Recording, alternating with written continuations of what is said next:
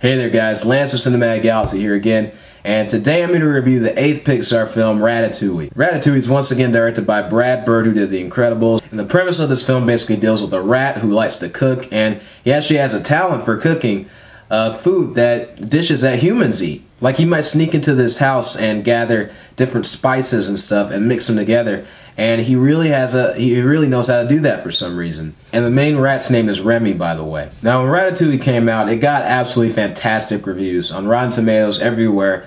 People were raving about this film. And I remember wanting to see this film because I'm a big Pixar fan, but I was also kind of mixed about it because I'm just going to go ahead and say it, guys. I have to admit that I am terrified of rats. I can watch Mickey Mouse and I can watch some cartoon rats that don't really look like mice or rats. The rats in this film, I mean, sure, they look kind of cute and cartoony, but they're still rats. And I mean, they're furry and they have those tails and ugh. And honestly, when I first watched this movie, that might have affected some of my opinion on it. Now, I'm going to be honest, guys. The first time I saw Ratatouille, I saw it in theaters, and honestly, I came out of it thinking, what is all the fuss about? I mean, seriously. I just remember not being very impressed with this film at all.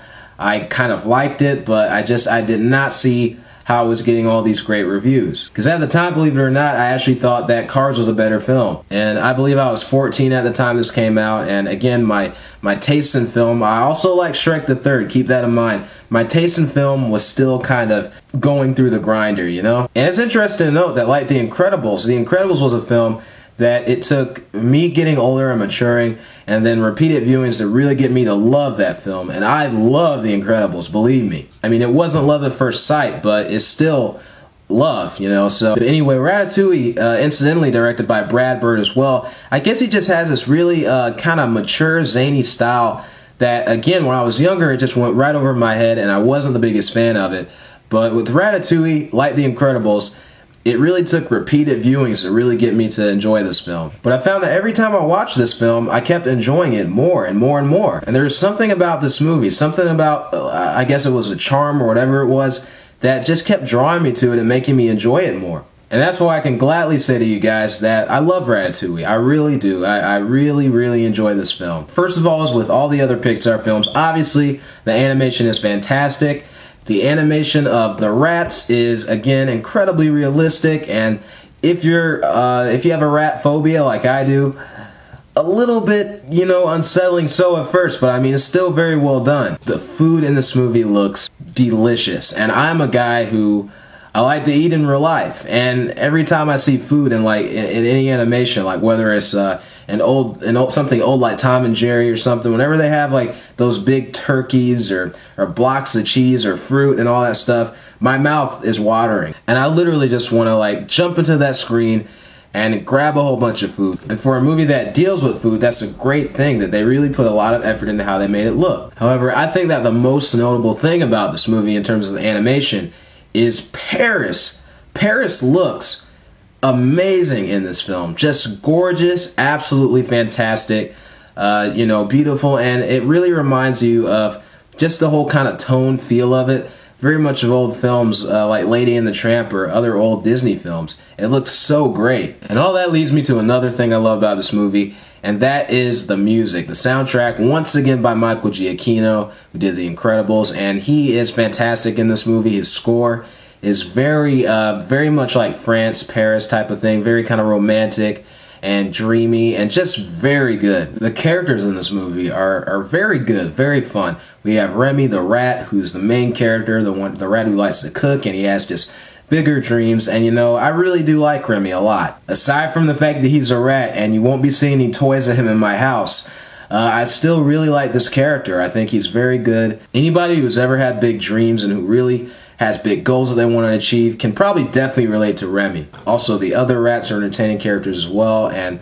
They actually have depth in the film. Also, the character Linguini in the film, the main human character that we meet, I really liked him as a character. You know, he's very socially and physically awkward, and you know, I just like his character. He's not annoying in any kind of way, but you really like this guy. You relate to him. You feel bad for him at times, but he's a very good character. Yeah, I was pretty much rooting for his character throughout the film. We have Skinner in the film, the villain, who is just this hilarious, evil French chef, and he's voiced by Ian Holm, who's Bilbo in the Lord of the Rings films, and he gives such a great vocal performance here.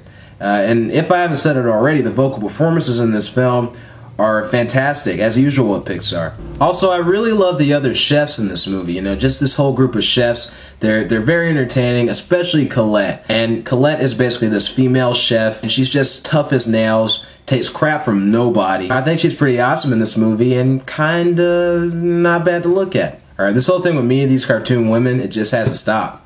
Has to. There's also this critic character, Anton Ego, who's like pretty much any movie critic or film critic out there. You know, just this guy is so great. He's voiced by Peter O'Toole, and he honestly steals every scene he's in. And he gets what is probably the most famous, popular scene in the film near the end. And if you've seen this film, you know what I'm talking about, and that scene is fantastic. And the story of this film, the ultimate message, is ultimately very inspiring. It just really lifts your spirits up by the end of it. You know, it's such an inspiring story. That's basically saying that you can be anything you want to be and that you set your mind and heart on. I believe the script of this movie was also written by Brad Bird. And again, when I first saw this movie, the script went right over my head. I was not enjoying the jokes. I didn't find it funny.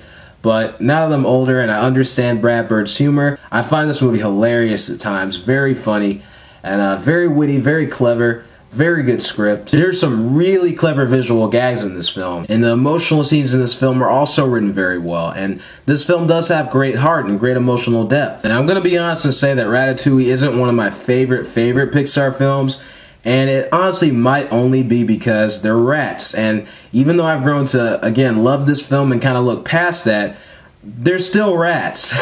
These are still rats cooking food, and that part of it keeps this from being one of my favorite Pixar movies. But there's still really nothing I can really pick apart in this movie or say is a legitimate flaw, because there really aren't any flaws I can think of. So with all that said, I'm going to give Ratatouille an A. You know, it's still a great score for a great movie, and I really do love this movie. It's just not as high as some of the other Pixar films for me. Anyway, guys, let me know, what's your favorite scene in this film? Honestly, I have no idea what mine is, but I still really enjoy this film a lot. But anyway, guys, take it easy. Stay tuned for my review of WALL-E. And anyway, have a great day. This is Lance from CinematicGalaxy, signing off.